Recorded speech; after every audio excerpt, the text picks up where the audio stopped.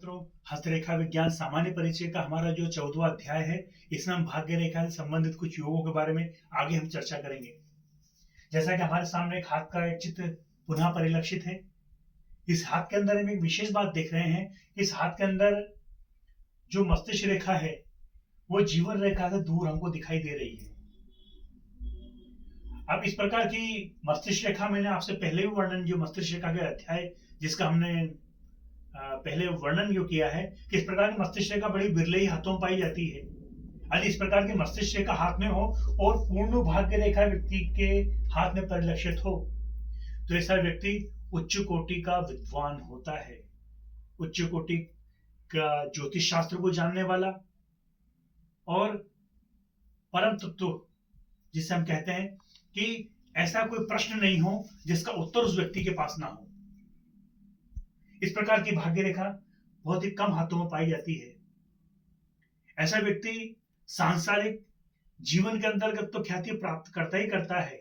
ऐसे व्यक्ति का आध्यात्मिक जो बल है, आध्यात्मिक और आत्मिक शक्ति जो है, या भी मैं कहूं कि उसका जो चुंबकीय व्यक्तित्व जो है, उस व्यक्ति के जीवन काल में हमको दिखाई देता है।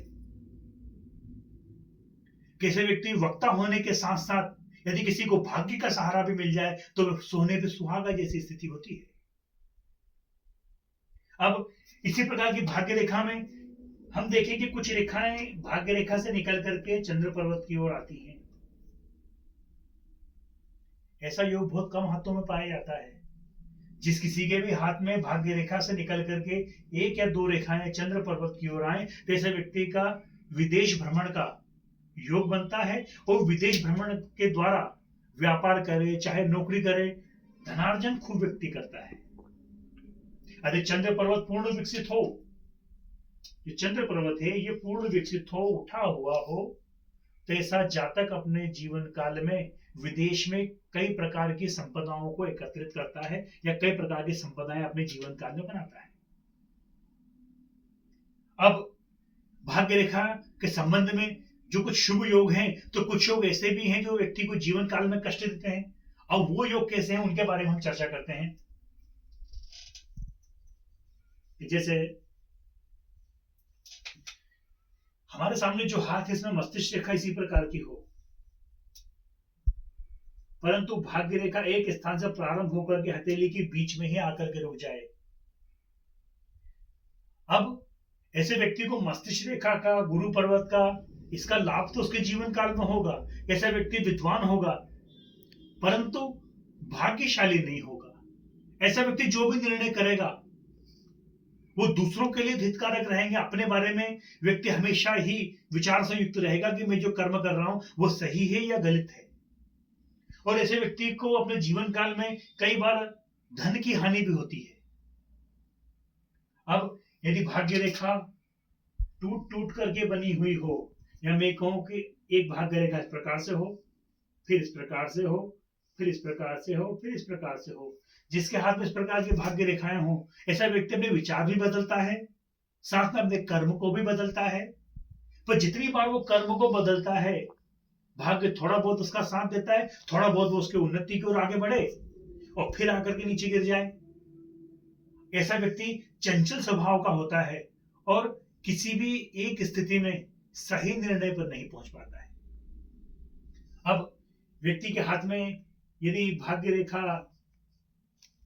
उच्च मंगल से प्रारंभ हो और यहां पर शनि पर्वत पर क्रॉस का निशान हो, गौर से देखिएगा, चंद्र पर्वत के ऊपर जो मंगल का स्थान है, यहां से भाग्य रेखा परिलक्षित हो, पूर्ण बनी हुई हो, लेकिन आगे क्रॉस हो या फिर इस भाग्य रेखा पर कहीं क्रॉस हो, तो ऐसा व्यक्ति यदि सेना के अंतर्गत हुआ, जैसे व्यक्ति के अंग भंग होने के, सेना में दुर्घटना के जो योग हैं, वो प्रायः व्यक्ति के या जातक के जीवन काल में देखे गए हैं।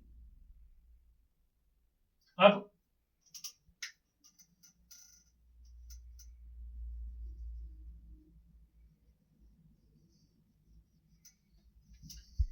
भाग्य रेखा चंद्र पर्वत से बनी हुई हो, शुद्ध भी हो, परंतु यहां पर भाग्य रेखा पर क्रॉस का चिन्ह हो, या द्वीप का चिन्ह हो, तो ऐसा व्यक्ति अपने जीवन काल में जल घात, ये जल में डूबने का जो भय है, ऐसे व्यक्ति को अपने जीवन काल में प्रायः बना रहता है। और इस प्रकार का जो भाग्य रेखा का लक्षण है, ये व्यक्ति को चिंतित उसके जीवन काल में बनाता है।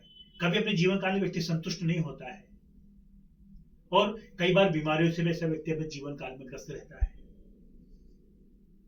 अब भाग्य रेखा पर जितने स्थानों पर कट बने हुए होंगे या क्रॉस बने हुए होंगे, उतनी ही बार व्यक्ति को अपने जीवन काल में परेशानियों का सामना करना पड़ेगा। और यदि इसी क्रॉस के साथ यदि कोई वर्ग का चिन्ह बन जाए, मैं आपको संक्षेप में चीजें बतला रहा हूं। अब यदि कोई वर्ग का चिन्ह बन जाए तो दुर्घटनाएं व्यक्ति के जीवन में आएंगी और आकर के चली जाएंगी। दुर्घटनाएं तो आएंगी, लेकिन यकायक अपने जीवन काल में व्यक्ति संकट में भी आता है और कोई सहारा उसको मिल जाता है जिससे वो संकट से पार निकल जाता है। इस प्रकार हमने इस अध्याय के अंतर्गत भाग्य रेखा से संबंधित कुछ योगों के बारे में जाना कि जो आपको राष्ट्रीय वैभव में प्रदान करते हैं। कुछ योग ऐसे होते हैं जो कि जीवन काल में कष्ट भी देते हैं। आने वाले जो अध्याय हैं उसमें भाग्य रेखा से संबंधित अन्य योगों के बारे में हम चर्चा करेंगे। तब तक के लिए भैया जय श्री राम।